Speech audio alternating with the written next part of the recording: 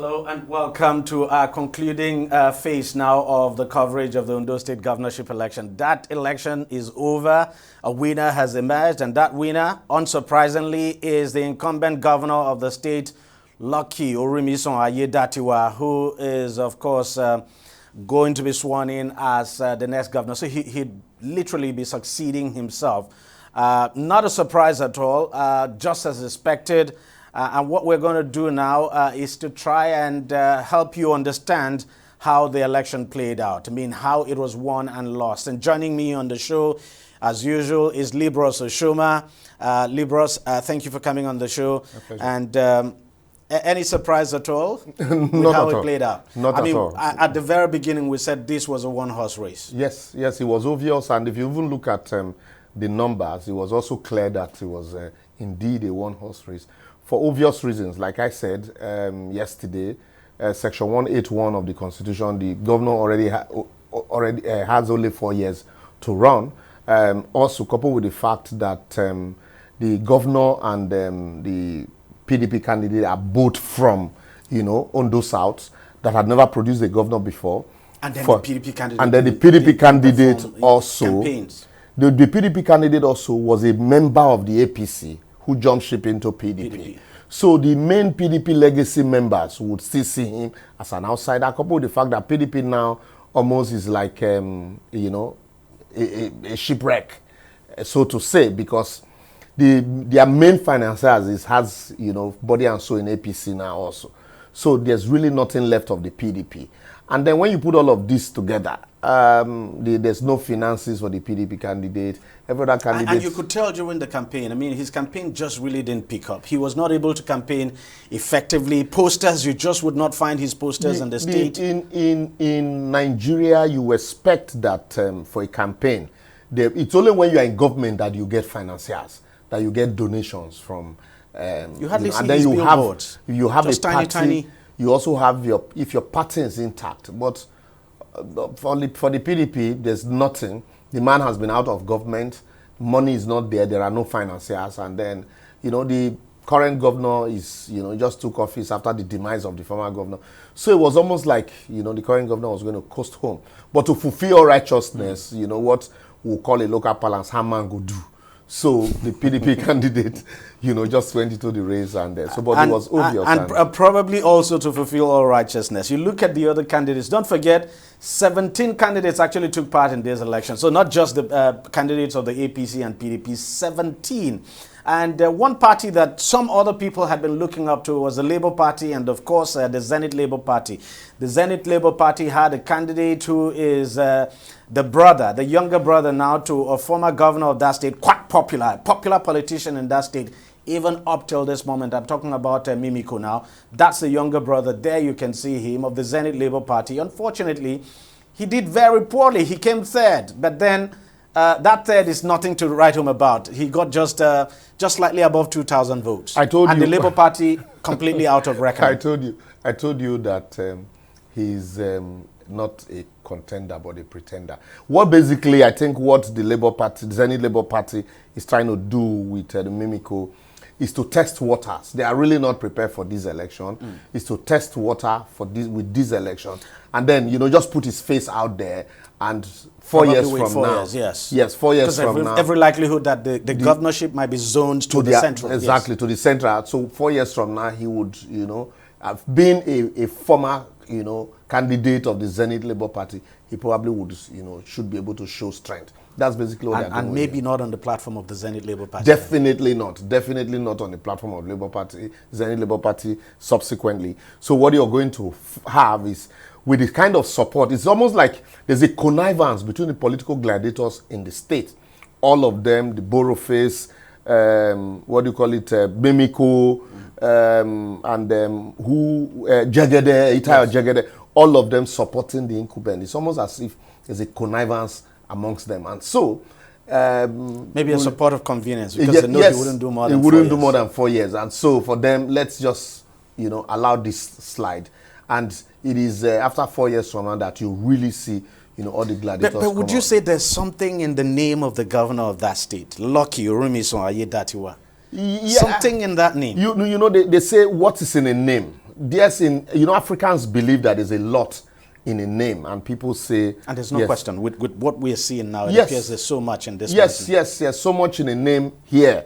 You remember Goodluck Jonathan? The man was named Goodluck, and he had it, all the way through. And this same man also, Lucky, he's Lucky. Rumisu, my head is good. So Aiyedatiwa, everything belongs to, so it's like his name is actually working for him. At the verge of being impeached, his former boss, kicked the bucket. And fortunately, the current candidate of the PDP was the man who exited, or who was ousted from the office that he's now occupying, who would have been the beneficiary of this mandate for today if he were still in APC. But I believe his name truly worked for him. Okay. But quickly there, DG, he shouldn't just like Goodluck Jonathan, he shouldn't just believe in his name alone and then go to sleep. Because we're going to talk about that. Okay. But for now, let's just quickly run through the figures. I mean, how it played out. There you have it. 17 candidates actually took part in the election, as we said, 17 of them. But then this was essentially, literally, a one-horse race. We said that yesterday, and that's how it's played out, a one-horse race. But then look at what the PDP candidate polled. Aiyedatiwa, of course, polling 366,781 votes to Agbola Ajayi's 117,845 votes. Liberals, you look at this figure. To be candid, I'm even surprised that, Agbola could pull that number. Yes, even me. It's a landslide, no doubt. I was expecting that Agbola would put less than 100,000 with what we saw. But the fact that he was able to garner 117,000 plus truly shows that, PDP is not a party you can completely write off in the state. So APC should watch their back. But if you put the total numbers together, what I think, even though what comes to my mind is when you say democracy is government of the majority. But I think what we are seeing in recent time is that democracy is now becoming government of the majority of those that are participating. Absolutely, Paul, no doubt. Now, this is the number of registered voters for the election. The total number of registered voters, 2,053,061 registered voters. Then look at the total number of PVCs collected. Because, look, you may register as a voter, but without your PVC, you would not be allowed to vote. So you wouldn't be eligible to vote, even when you have, when you're a registered voter. So the total number of PVCs collected. PVC, by the way, is a personal voter card now. Without that personal voter card, you are not allowed to register. Look at it, 86.5% of the total number of registered voters. So 1,757,205 persons collected their PVC. So you would expect that this 1 million plus, at least maybe a significant number, would turn out on election day to vote. But that did not happen. Let's look at what happened on election day. Look at the total number of votes cast, 508,963. Liberals, this is so poor. Now, when you compare this figure, when you take the percentage of this figure now as against the total number of registered voter, it's less than 25%. Yes. You take it against the total number of PVC collected, it's less than 28%. Yes. So what very poor. Like what we saw yesterday, you saw at some polling units, there were the numbers of voters were very, very minimal, reduced. So like I said, what I was beginning to see with democracy is either we don't understand democracy, or because of lack of the benefit of governance, people do not want to participate, or basically, the population is overbloated. It's really worrying. I mean, because this is a clear evidence, and look at that. The figure further comes down, because look at the total number of valid votes, 497,000. And then at the end, just like the national election, when people were talking about, this is the first time you have less than 30%, actually determine who governs the entire country. And I said, no, if you look at the states consistently, or the state election that we've had consistently, it is less than 30% that actually determines, who governs. And so it is the same thing we are seeing here. And then when you now talk about the rejected vote, the number further goes down. And you now look at, compare 300 and something thousand to 2 point something million PVCs collected. Let's even assume that out of 1.7 million PVCs collected, you would have at least 1.5 million coming out. Even 700,000. I'm not, 700,000 for me is still low. 1.5 million coming out to cast their votes. Let's assume that, 200,000 plus are not residing within the state. But to have, about just slightly above 500,000 of 1.7 million, for me, we really don't understand democracy, or the figures, are just overbloated. Okay, let's just take a quick break here. We'll be right back. We'll take a short break, and we'll be right back to continue our analysis of how this election was won and lost. Stay with us, don't go away.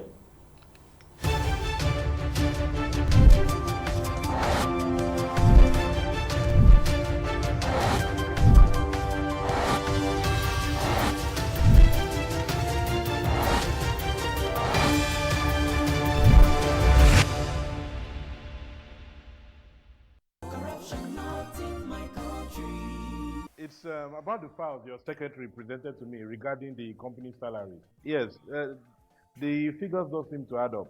I suspect there's some form of a discrepancy. Precisely, sir. Keep the figure that way. That's fraudulent, sir. That's my money. I'm sorry, sir. I can't do that, sir. See how padded your books are. Are you telling me you cannot pad up figures? Sir, padding is against best auditing practices, and it's a form of corruption. It's true. Accountant. You were testing. Thank you, sir. That's it. Bagole. Yes, sir. You are fired. Fine. Yeah. Fine, sir. Rather than watch corruption grow under my watch. Padding is a form of corruption and not in my country, sir. Corruption not in my country. Stop corruption now. Corruption not in my country. Hello? Yeah, I found your wallet in front of a supermarket. Meet me at Apple Junction. Yes, I'll be waiting for you. Now we find out. Two of us. Thank you very much, officer. It's surprising that men like you still exist in the police force. Yes, Oh, yes. This is just a token of my appreciation. Oh, no. You don't need to do this. We're only doing our job. Thank you very much. God bless you. You're welcome. Now I know police is really my friend. Yes. Friend. Hey.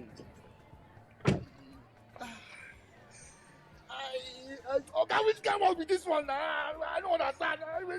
You know your problem. You are greedy. I'm a policeman who is doing his job. All forms of corruption in the force.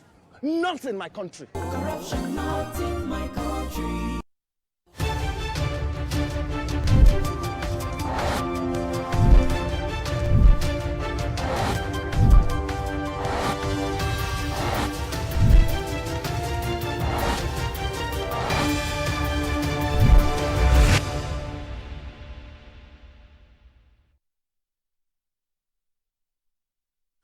Welcome back, and if you've just joined us, you're watching our analysis of the outcome of the Ondo State governorship election, where INEC has, of course, declared the incumbent governor of that state, Lucky Aiyedatiwa, as the duly elected governor.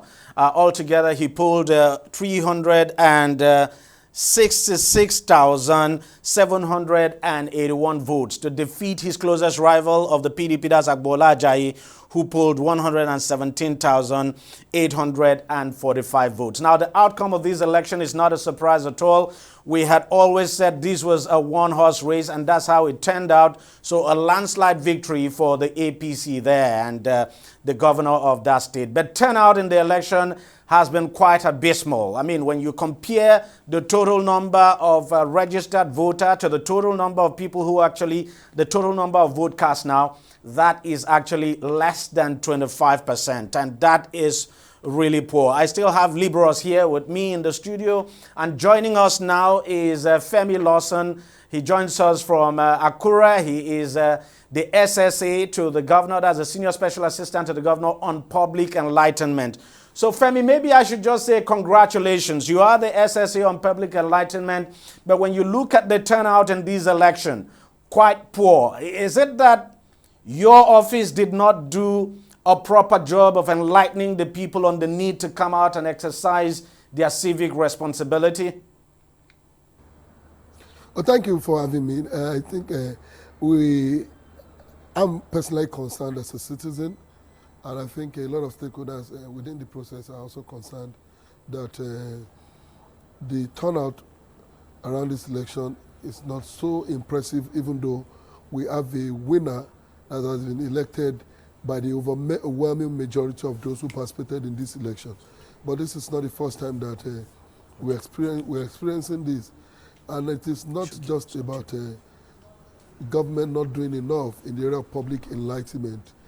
This blame should be put at the footstep of our various political parties. If you look at the prelude to the election, INEC has done a lot in the area of advocacies and awareness. The civil society has also done a lot in the area of sensitization ahead of this election. But I think one missing link is the fact that the political parties, which by law are expected to be involved in citizens' education and enlightenment, have not been doing enough. And that is one of the things that have led to the low turnout of voters in this election, because our political parties are not doing enough to sensitize our people. Most of the times that you notice the existence of some of these political parties, are usually when there are elections, and it shouldn't be. So I want to say that even though we are politically conscious people as a state, the truth is that the turnout in this election is not as we used to witness in the past. And are you in any way bothered at all that, the turnout was low, and so this would sort of undermine the kind of mandate that the governor got in this election? Yes, I think I want to appreciate you for that position. And while I agree that the level of education is low, parties are not doing enough, one of the reasons why, being on the ground here, I think people, did not also participate that much, is the fact that the election of Governor Lucky Aiyedatiwa as the winner of this election, which has not been formally declared today, is almost like a fait accompli for the people of Ondo State.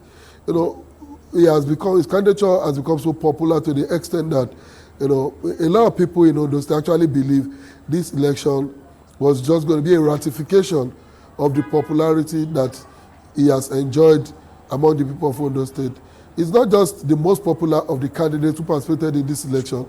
He's standing today as one of the most popular persons that has governed Ondo State. So for the average citizens of Ondo State, also realizing that the other political parties who contested this election with Governor Aiyedatiwa, they not field candidates that are from serious tendencies that can challenge a popular candidate like Governor Lucky Aiyedatiwa. So a lot of them may also have decided that maybe by a simple majority we can elect Mr. Governor, and the result is out and Mr. Governor has been elected. All right, let me just pause you there. I'll come back to you. Libros, you heard him. He said, look, a lot of people, just as you said, were like, look, this election was like a fait accompli, and so some probably didn't see the need to come out to vote because they just knew what the outcome was going to be. But that should still not stop people from coming out. But I said it before that maybe people just felt it's a one-horse race. There's no need coming to stay under the sun when they already know where the pendulum was swinging. But then also, the fear is that, like you have rightly asked, is the opposition are going to play,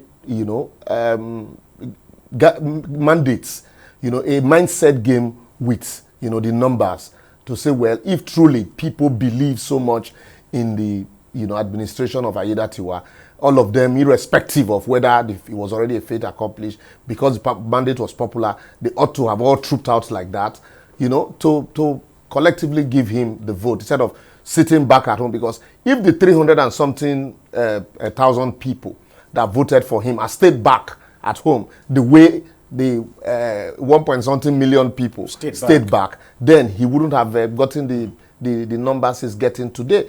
But I also want to agree with my friend Lawson, it's mainly not the job of his, it's not his job. Yes. It's the job of all the political parties. His own is a public enlightenment for the government activities. But and also, it appears the political parties are not doing so well. I mean, in terms of enlightening their members and the people to come out. Political parties who are beneficiaries of votes will leave public enlightenment to INEC to do. Meanwhile, INEC's responsibility, we all know, is to conduct election and people participate.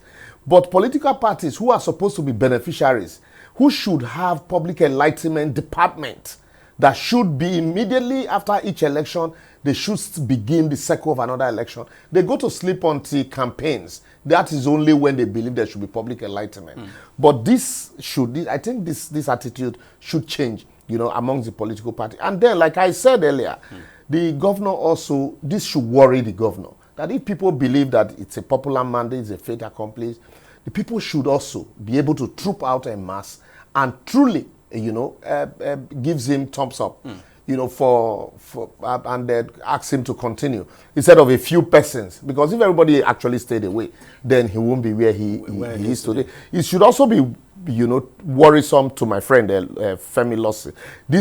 His job is already cut out for him. That information dissemination is not, it's not getting to the people it should get to. From what we also saw, from, on ground, that a lot of people didn't come out. So instead of also just believing that people believe is a fait accompli, there's need for his office to also try to get down to the grassroots to find out if information is actually getting to them. Okay, Femi, I'm still coming back to you, but let's look at other numbers now, if this works. Okay, now, don't forget, this election was fought across the 3 senatorial districts in that state, in Ondo State. So you have Ondo South, you have Ondo North, and Ondo Central. Now, in Ondo South, that is where the governor comes from. Yes, this is where the governor and the two major candidates come from. So, Libros, let's quickly look at what played out there. Elijah local government area, this is what played out in Elijah local government area. APC getting 24,479 votes. The PDP getting a meager 3,632 votes. And I think Elijah is actually where the governor comes from, if I'm not mistaken. Maybe Femi would be able to correct us now. Femi, I suppose the governor is from Elijah local government area, right?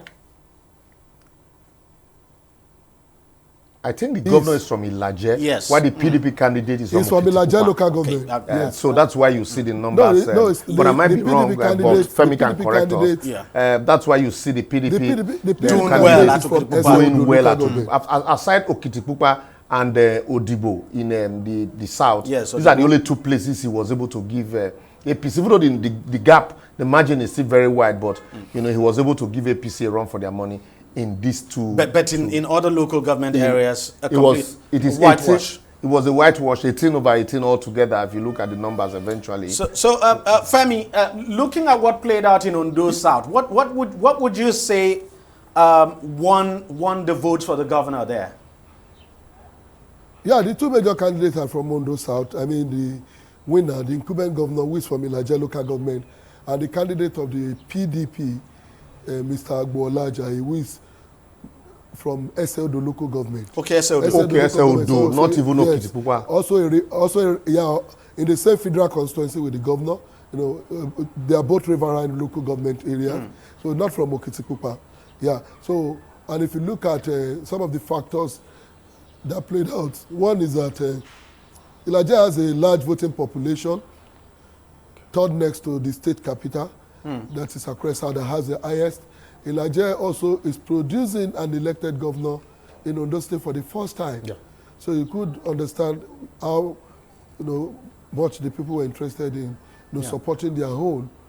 And of course, Ondo South, as the case may be, is where the conventional zoning arrangement of the governorship goes this time around. And you see, in getting this one, the people of Ondo South also rallied a lot of support behind the governor because of his disposition and his approach to this election. For anyone who has followed the election in Ondo State, you want to agree with me that this is one of the very few times, if not the only, if the first time rather, that we have conducted election in Ondo State and it looked like it was just a carnival. There were no incidences of violence pre-election. yesterday, you could hardly differentiate who is supporting which party from the other at the various polling units. So the disposition of the governor to a peaceful election from the time he was even canvassing for the party's ticket, it's one of the things that has helped, the people of that senatorial district to give their commitment, and that is why he won even in the local government of his main opponent. That's SLD local government. Where when Mr. Agbola Jai contested the election in the past, he won against even a bigger candidate than the Governor Akredolu. Okay, I'll come back to you now. Libros, Agbola Jai is from SLD local government area. He was beating at his local government area. The governor winning, he only got half of what the governor got there, and the governor doing very well in his own local government area. So the governor won his own local government area by some people will say a moonslide, and here by a landslide, doubling the vote of the governorship candidate of the PDP. Yeah. So this is how the election was won and lost. Yes, in Ilaje, for example, the governor won with almost 21,000 votes. Even though, like we said yesterday, both candidates are from Ondo South, and the belief is a bird at hand. The governor already is on seats. So the people would be more comfortable. The entire people, and this is the first time the people of Ondo South are producing a governor. Either way. So they'll be more comfortable with somebody who's already on the seat, and they are sure that for the next 4 years they have one of theirs. And has enormous resources at his disposal. Exactly, and enormous resources, rather than wanting to gamble, play Ijeyoje with another candidate who also was once on that seat. And then also, if you look at the indices, what was the impact of the former deputy governor in even the entire Ondo South when he was deputy governor compared to now. So those are basically what you will see play out. Okay. And that's why the people, for them, it is head or tail. It is their son that Let's look at Ondo Central. Ondo Central is supposed to have the highest the highest number when you talk about voting population now. Yes, and that's what we can see. Also. So more like a battleground senatorial district, a battleground senatorial district.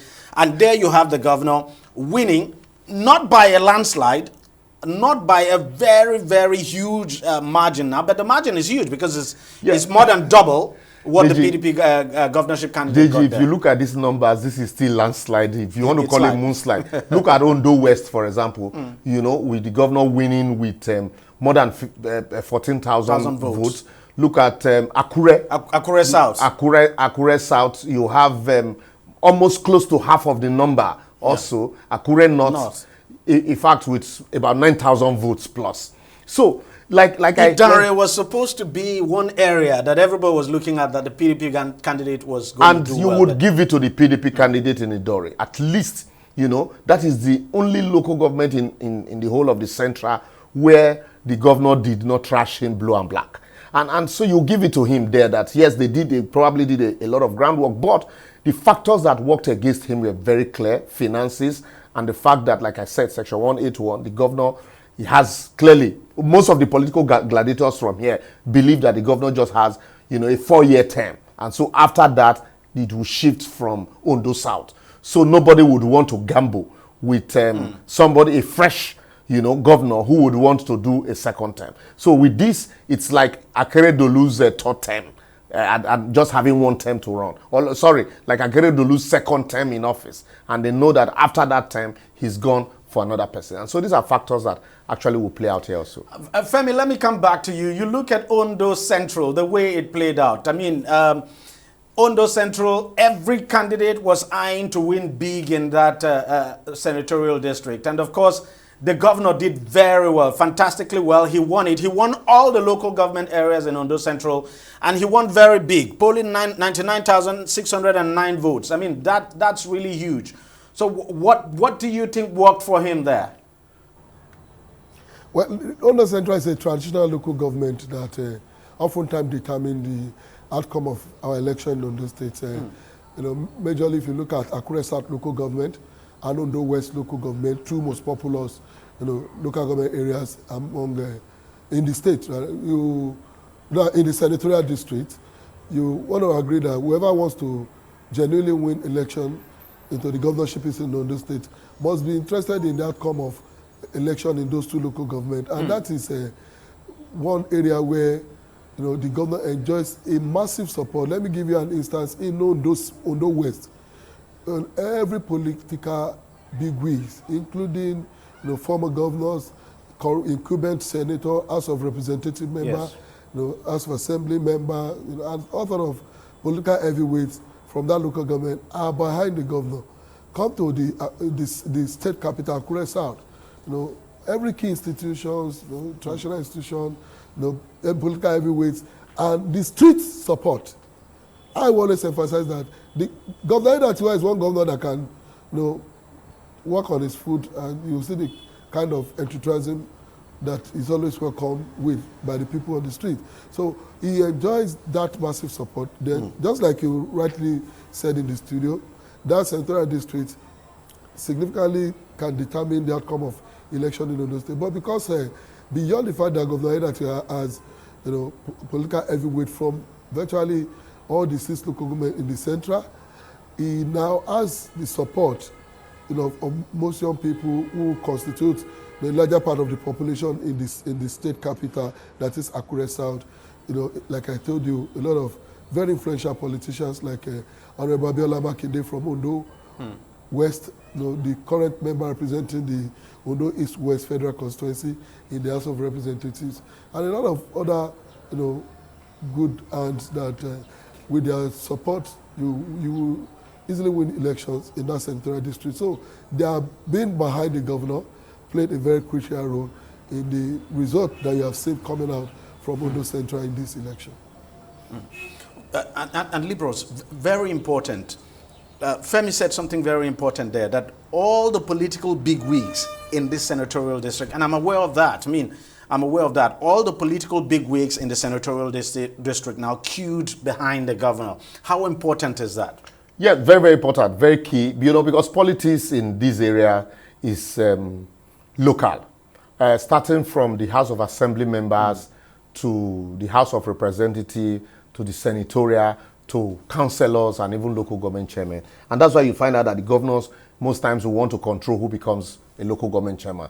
So against that backdrop, this is somebody who is, fortuned just through the power, the leadership of the state on his laps. And it will be difficult for anybody, knowing fully well also that he has, like I said yesterday, even if it's for 1 day, he has been sworn in for 1 day, he has only 4 years, tenure to run.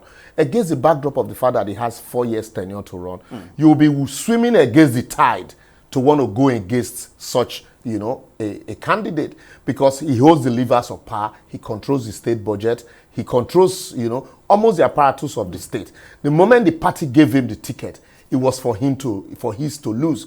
And all other candidates, the PDP candidate, for example, there is no way the PDP candidate would have won the election and you expect him to do 1 term. 1 term, no way. And there is no way the Labour Party candidate or any Labour Party candidate will win and you expect him to do 1 term. So the political gladiators in these areas, Central and where is it now? Central and South. South, who understand clearly the political dynamics. And so for them, like they say, 4 years in the life of a political office is just like 4 days. And so before you know it, 4 years is over. And then they can sit down and, restructure just. And in all of this, truly, nobody, I like the fact that Femi Lawson is not talking about, performance. It is the performance of the governor, it's the performance of the governor. That what people are looking at is permutation. What would be, what should be, and how do we, synergize and, let's have a harmonious, relationship so that it's a give and take, it's a symbiotic thing. So if we give with this hand now, then in 4 years we should be able to also reap the benefit. So it's nothing about APC, it has nothing to do with the PDP, it has nothing to do with, performance, but it's mainly about convenience for now. And the governor is lucky for that. Let's quickly go through Ondo North now. Ondo North, not a surprise as well. the PDP candidate doing very woefully there. Not a surprise because, right from day one, the likes of Senator Burrows, all the big wigs in Ondo North were among the first who came out to endorse the governor. They came out to endorse him to continue as Akeredolu's successor, came out to also endorse him as a candidate of the party. So not a surprise at all. Femi, you look at Ondo North. I mean, there's no question at all that the governor would be happy and that the likes of Burrows and all the political bigwigs in that senatorial district worked for him. And you could tell from the outcome of from the outcome of the election. You look at the results. I mean, the governor doing fantastically well there, polling 149,976 votes, and the PDP getting a paltry 27,995. That's Femi, what have you got to say about this? Please, can you come again, please? Yes, I'm talking about Ondo North, where the governor did fantastically well. I mean, he got massive tons of votes. That's where he's got the highest number of votes. Not even in his own senatorial district, not in Ondo Central, but he got the highest number of votes from Ondo North. And I'm saying that, look, we know that the likes of Senator Burrows and all the political bigwigs in Ondo North supported him. Let's not also forget that his deputy, his candidate, that's the deputy governorship candidate, also comes from Ondo North as well. So just give us your analysis of how it played out there, how the governor was able to win very, very big in that senatorial district. Yeah, instructively, that senatorial district has always been in a traditional base of the Progressive Party from the days of the AD to ACN, now to APC. They have always voted along the line of the party, coming from AD, ACN, APC. Number one. Number two is that, apart from the fact that the deputy governor, now, deputy governor-elect, also the incumbent deputy governor, is from that senatorial district, is from Owo. Of course, the most populous local government in that senatorial district. There are also very influential and popular politicians, including the Minister of Interior, Honorable Olubunmi Tujojo, who is massively on the ground in that senatorial district, who has a very huge base of support from the young people. That's true. You mentioned Senator Burrows, you mentioned incumbent senator from that senatorial district, you mentioned the incumbent rep from Akoko Northwest East, Ife Idero, another young man loved by his people. You mentioned other prominent politicians, the senior advocate of Nigeria, the Attorney General of Ondo State, Aiyedatiwa, is also from there. So we have a collection of politicians, Honorable Gbenga Omole, who are very much on the ground in the senatorial district. Now, added to the fact that that senatorial district, even when PDP won Ondo State in 2003, that senatorial district have often gone through the line of the traditional AD, ACN, APC as it is now, to give their support. And like I said, in the intervention of the governor in the area of infrastructure in that senatorial district in the last few months also earned him a lot of support. Because we are an agrarian state, Mr. Governor has embarked on deliberate steps at reopening the agrarian communities, and majority of them coming from that senatorial district, where roads are not just being constructed in the urban, it's linking the urban to the rural communities through massive road construction and infrastructure.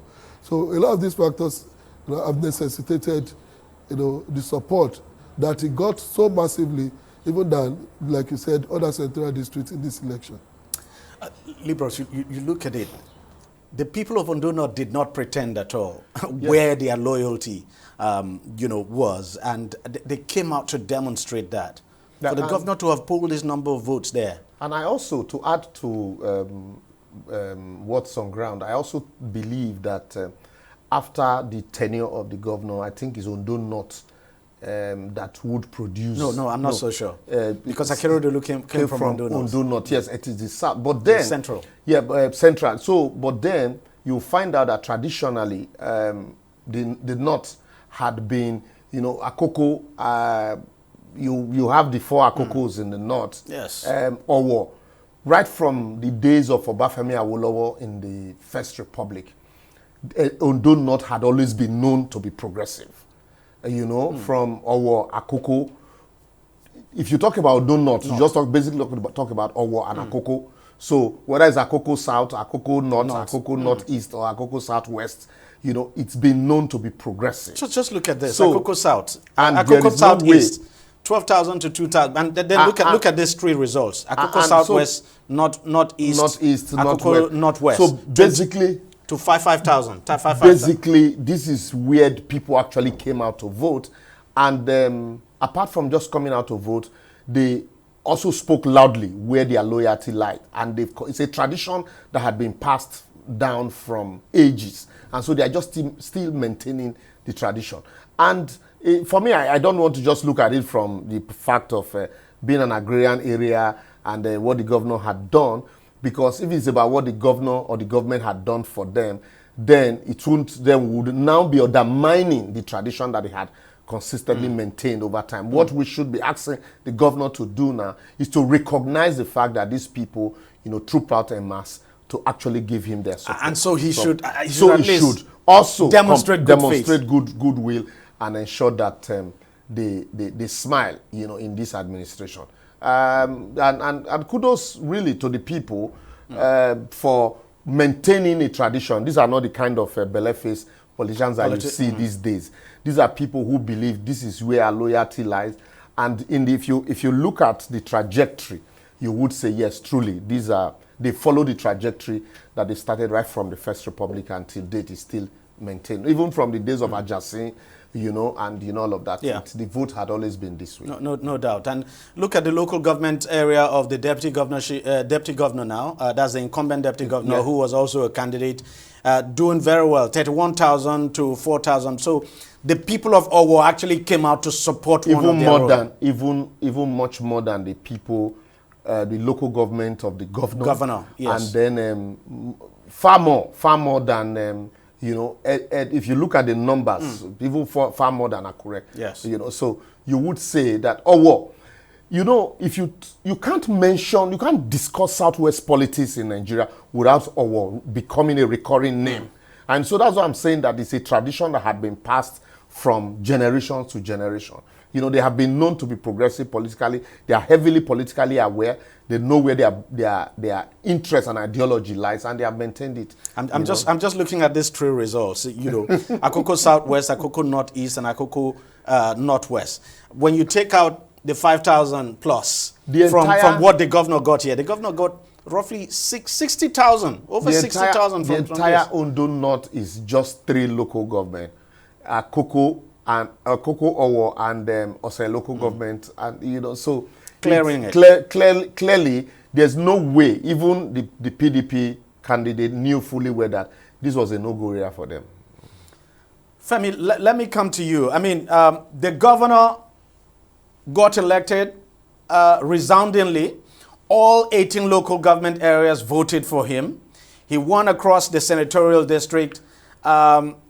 A clear statement of intent by the people of that state that they support the governor. Now he's been elected. They've given him their mandate. The next question is, how is the governor going to handle this mandate? Because the burden of expectation on him will be very, very high. Not when you win when you win an election in the way that the governor has won, then the level of expectation would be very high.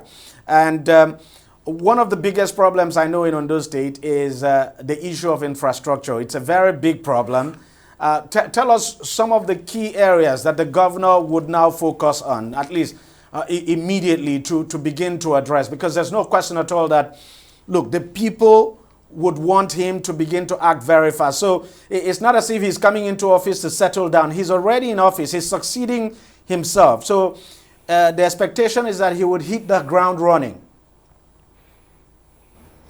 Thank you. One of the reasons that our people chose to elect Governor Aiyedatiwa is the fact that about 10 months ago he became governor, having succeeded the late Governor Rotimi Akeredolu. One of the fundamental things he has done differently is the fact that a lot of projects that were ongoing when he came on board, firstly dedicated the administration's commitment and resources, so ensuring that there's no abandoned project as far as Ondo State is concerned.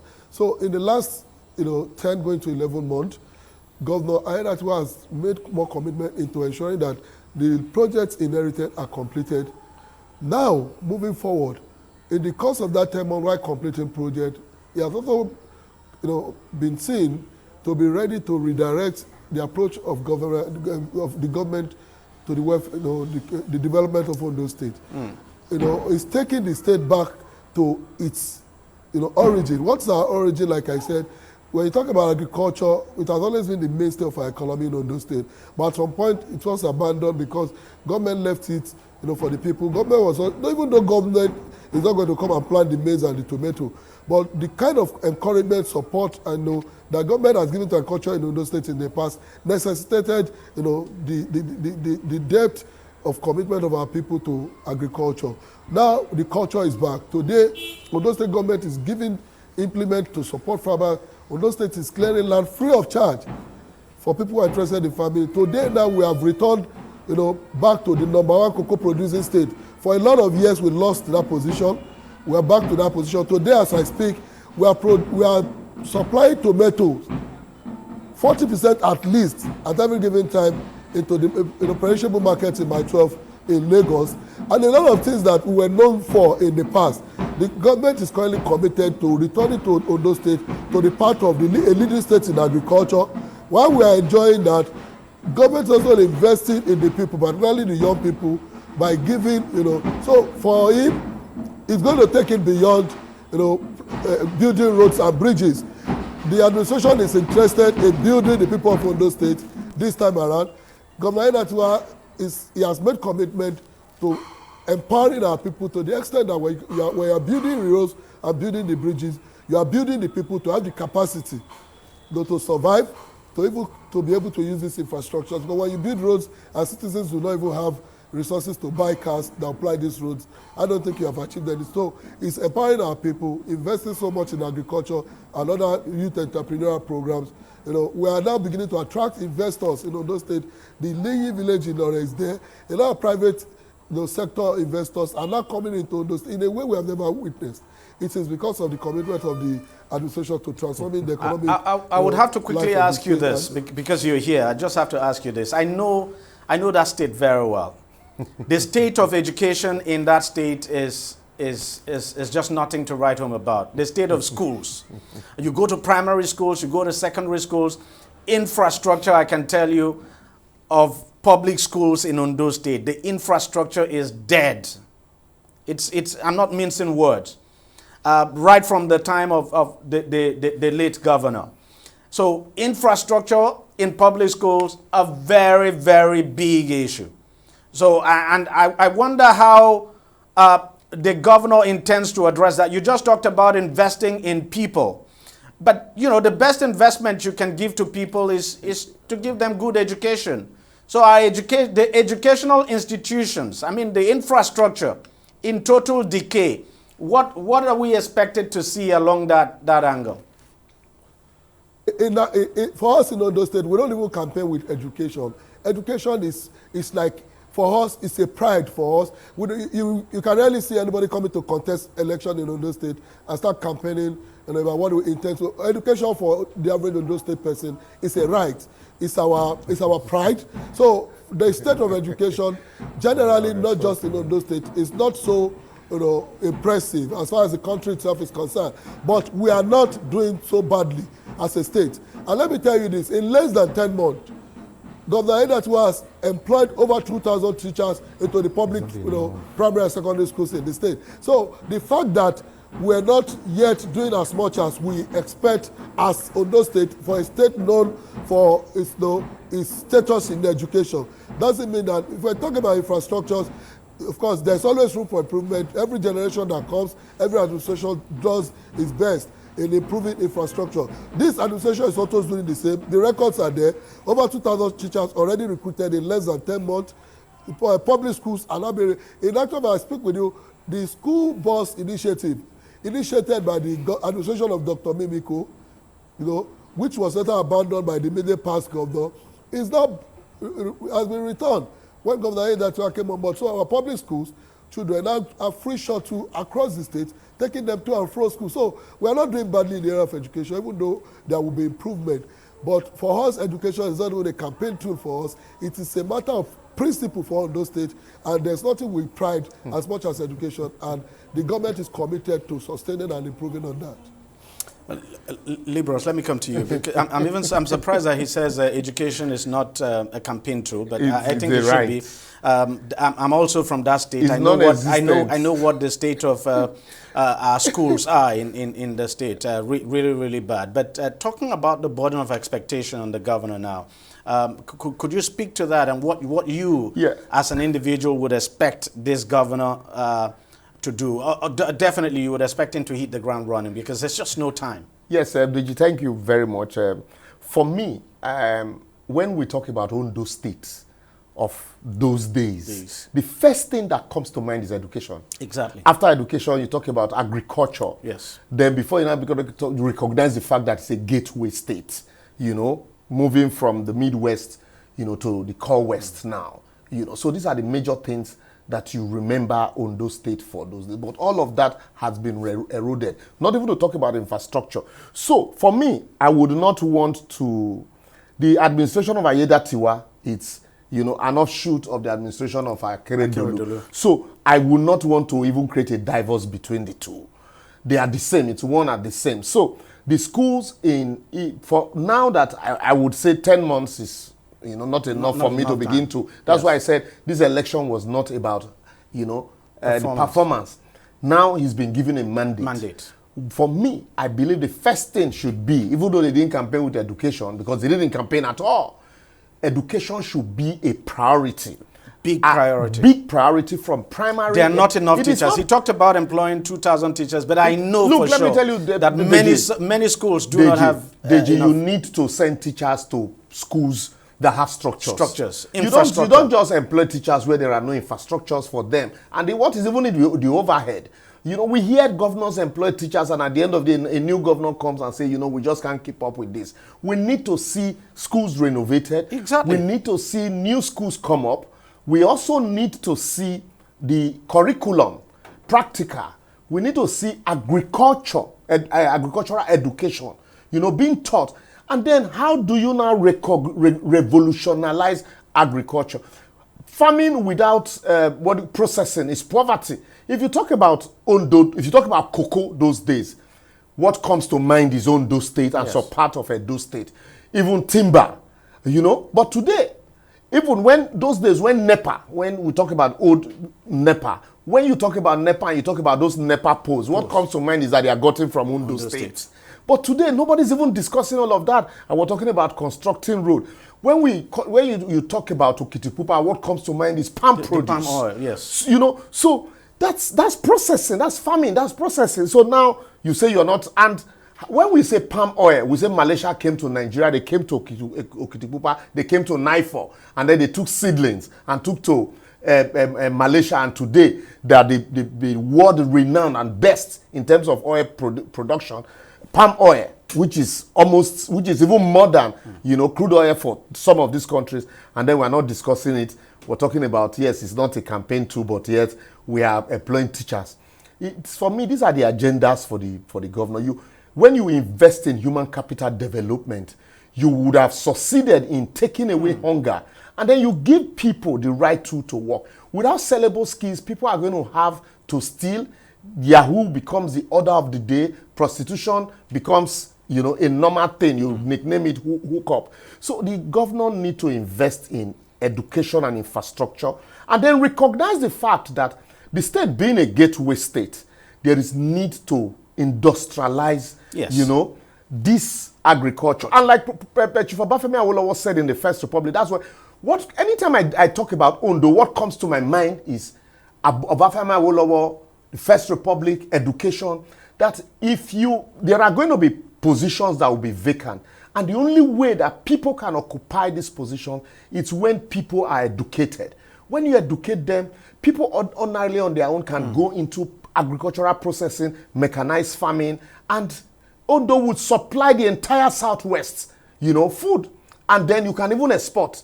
to across the West African sub-region, but to just believe in employing 2,000 teachers and when the infrastructures are not there. And I will not mean sweat. Deji, I am also aware you're from that state. You donated, you had to renovate school in the state where a governor is seated. You have it. So that's something we also need to point out. When individuals begin to take up the responsibility of states, it's as laudable as that project is, it's a responsibility of state because of that lack of attention from the state. That's where you find and that attention is still lacking till today as we speak. Still very lacking in so many other places. That's true. So many other communities. How many of such communities have the likes of Deji Bademasi to come renovate schools for them? So that's where, for me now, these people have given the governor 18 over 18. And so they expect 20 over 18 from the governor. There should be no excuse. Roads, our government should not just see road construction as a big deal.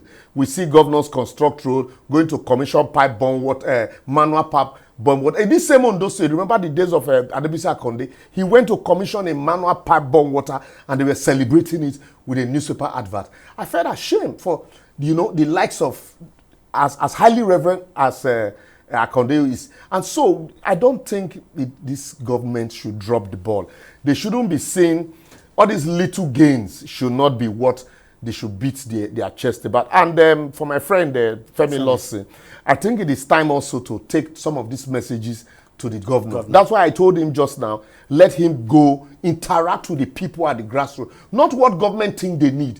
What do they actually need? And how can you feel the need? How can you bring government to the people at the grassroots? And once that is done, all of these hunger that people are complaining about, people naturally will feel the void. And Femi, one other area that I would also want you to talk to because I mean you are the government spokesman, so on public enlightenment now. One other area, and good enough, I am from that state, so we're both from that state, and so we know what we're talking about. One other area will be the health sector. I know what that state was during the administration of Segun Mimiko. In fact, people were coming from other states. Yes. To get health care. We had to take an orthopedic patient from Lagos to Akure. So people were coming from other states, Femi. But that is not the case anymore. It's not the case anymore. Under Akeredolu, the health system honestly got very bad. I know some of the mother and child hospitals, for instance, that were built by Governor Mimiko at the time, they all went decrepit.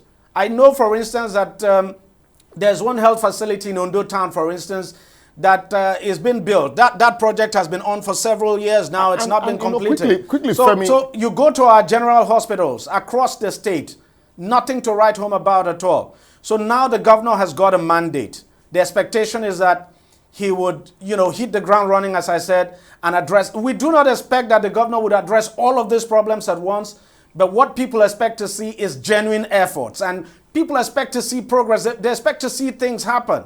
And not just in Akure. Not just in Akure, not just in Okitipupa, across the state. People expect to see things happen. In terms of health, in terms of education, education is a big deal. The health infrastructure in the state, honestly, not in a very good shape at all. All these things, of course, need to change. And I hope that you're able to take the message to the governor. Just as Libro said, he got 18 over 18. What the people expect is 20 over 18. Femi, you've got something to say? Yeah, you're very correct. You did very well. Got international recognition in the area of healthcare delivery in Ondo State under Dr. Mimiko. But unfortunately, when the immediate past governor came, this nosedived, and some of these infrastructures could not be managed properly. And I was privileged to be part of the campaign train of the governor prior to this election. And one thing I've come to realize is that there's going to be a revival, particularly in the health sector, because our people take serious interest, in the health sector because of the experience they had, during the days of the mother and child, the basic health centers in every, political wards across the state. And the unique thing is this, unlike it is done in most, part of government or in most states anyway, Governor Aiyedatiwa does not just wake up and take grader to a particular place to grade or start sinking borehole. The projects of the administration are embarked upon on the basis of the need of the people. We have a team, established by the government that relates with community. We don't go to communities and build water, when they need health center. We don't go and build health center where they need water. So that is the approach. In the course of our campaign, we've come to realize that a lot of our people are interested in the return of our health sector, to the way it was, before the last few years. Yes, a lot of people are interested. And the government is making commitment to this, to ensure that we return to that part where our state was like, a tourist attraction to people in the area of health sector, just like you said, in the days of the modern child, the basic health centers. And the governor, if you look at the constitution of the last hospital management boards in the state, you see that we're already on that part. The trauma center has been completed, the one in Ondo that Master Libros was trying to refer to. It's now hosting the teaching hospital of the University of Medical Sciences, which is also owned by Ondo State. So for now, a lot of communities have demanded that these health institutions have to be returned. Some of them primary, the secondary one, the tertiary ones, like we have in the teaching hospital. And the government is committed to this. And like I said, the government will work in line with what the people expect in their various communities. It's not going to be a government that will wake up and award 400 boreholes because everyone should have a borehole or because contract should be given. No, it's not our approach. And I think in moving forward in the next 4 years, this approach will help in returning our health institutions back to the place of pride that we had some years ago. Femi Lesson, thank you very much for your time. And Libros, a final word just before we wrap up because we're out of time now. Yeah, my final word is I think after the election, this is not the time to celebrate. The governor, just like we have done, should probably watch this program, look at the numbers, and ask himself some salient questions. Why didn't the people come out, participate fully en masse? And those that have come out 4 years from now, how would I want to be remembered by these people? Will I write my name boldly in gold in the sand of time with, some of the projects, infrastructure we have suggested, human capital development, health sector? Because once you open up these areas, certainly you also attract, the influx of people. That's true. And it has a multiplying effect. Hotels and businesses will boom and, all of these things. So at the end of the day, would I want to be remembered as that man who took Ondo State back to what it was, he was known for? Or I just want to add to the same problem that when you leave, is the man who is coming after you, even though he's, on the same platform or the same mandate with you, going to be talking about you the way you're talking about. And it's not an excuse to say I have only 4 years. Yes, it's not an excuse because today you was on the ballot with Akeredolu in the last time election, but today the way they talk about Akeredolu is as if, there was a different government and different political party. But yet, when Akeredolu came, people said, oh yes, it's going to be a different government, we're going to do this, we're going to do that. Will people talk about you in that same light when you leave office? These are things that should... And the truth is that what the people actually want, the people of Ondo State, what they want, they are not too big. They are not too big. Just some basic necessities. And I think if the governor is serious, in the next 2 years, he'll be able to achieve a lot. Yes, he'll be able to achieve a lot. Thank you very much for coming on the program, Libros. Thanks a lot for your time. Femi Lawson, thanks a lot for your time as well. Want to appreciate and congratulations.